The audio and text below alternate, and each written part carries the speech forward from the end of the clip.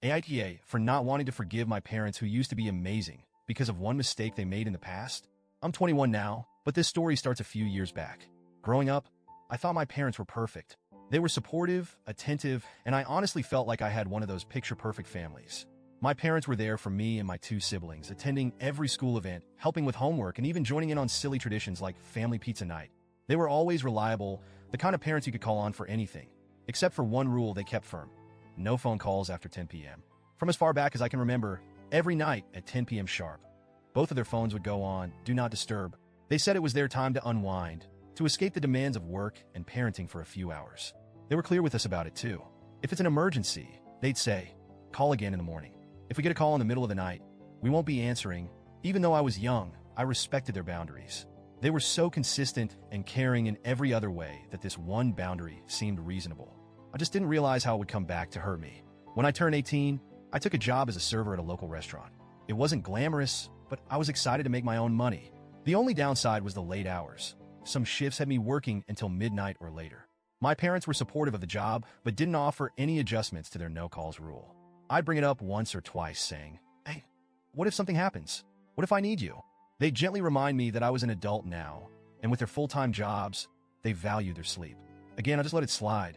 I thought, okay, maybe I won't need them at all. Until that one night. It was a Tuesday, a cold, rainy one in October. I was wrapping up a shift, exhausted but excited to finally be heading home. As I drove, the rain started coming down harder, turning the road slick. I don't remember exactly what happened next, but I know I hit a patch of water and lost control of my car.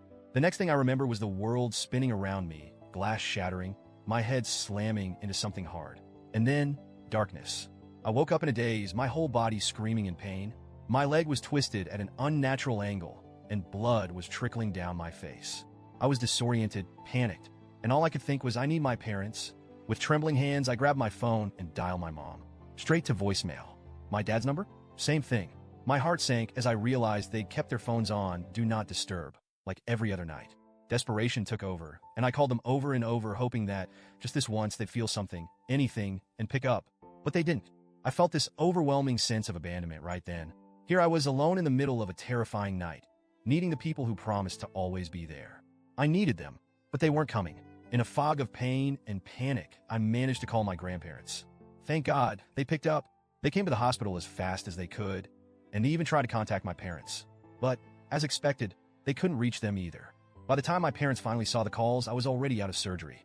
They arrived at the hospital around 7 a.m., visibly shaken and devastated by what had happened. But, to me, it felt like they were too late. They hadn't been there when I needed them most. The aftermath of that night wasn't just physical. It changed me on a fundamental level. I didn't just suffer injuries. I was left with a permanent disability that affects me daily. I spent weeks in the hospital, and my grandparents were by my side every step of the way. My parents apologized, but I couldn't get over the feeling of betrayal. I knew they hadn't intended to abandon me, but the outcome felt the same. Even when I went home, my relationship with my parents was strained. I could barely look at them without feeling resentment. They tried to make amends by offering to drive me to physical therapy and doctor's appointments, but I refused their help.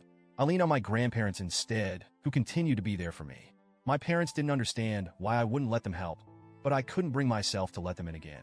They promised to change their behavior, and to their credit, they did.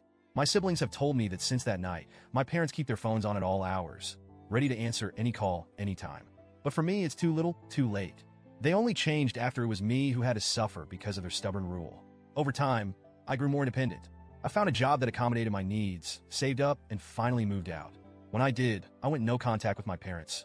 My grandparents tried to intervene, saying I was punishing them too harshly for something they couldn't have foreseen. They argued that my parents had learned from their mistake, that they felt genuine guilt, and that they'd do anything to make it up to me. But here's the thing, there's no undoing what happened. That night is seared into my memory as one of the most traumatic moments of my life. And I went through it alone because they weren't there. It's not something I can easily forgive, even if they've done everything right since then. I know they're sorry, and I know they've changed. But part of me feels like I'm still the abandoned girl in that wrecked car, alone and terrified, while the two people I depended on were peacefully asleep. I know my decision to go no contact has hurt my grandparents, and I feel guilty about that. They've been my rock, and I hate disappointing them. But they don't understand what it's like to feel so utterly alone and abandoned by the people who are supposed to love you unconditionally.